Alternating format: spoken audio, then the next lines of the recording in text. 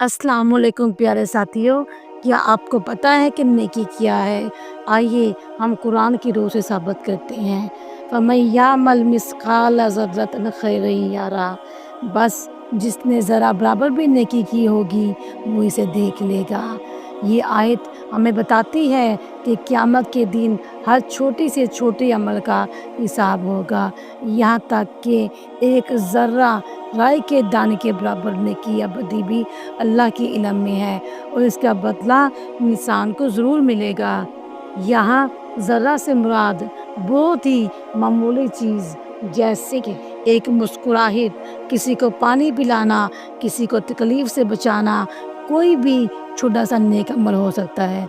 अगरचे वो दुनिया में मामूली लगता है, अल्लाह के यहाँ वो बहुत ही कीमती हो सकता है। आइए हम हदीस से बयान करते हैं। हज़रत आयशा रज़ी अल्लाह तआला अन्हा से रवायत है कि नबी करीम सल्लल्लाहु अलैहि वसल्लम ने फरमाया, ए आयशा, नेकी को हक़ीर ना जानो, अगरचे तुम्हारा मुलाकात अपनी बहन से खूंदा बिशानी से हो। फिर आपने फरमाया, जहन्नम से बचो ख्वाह एक खजूर के टुकड़े के ज़रिए सदका देकर, अगर ये ना हो सके तो अच्छी बात ही कह दिया करो।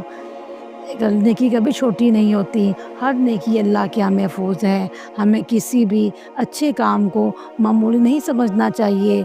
छोटे अमल जैसे सलाम करना, रास्ते से तकलीफ़दार चीज़ हटाना, किसी को तसल्ली देना, सब अल्लाह के यहाँ काबिल कदर है।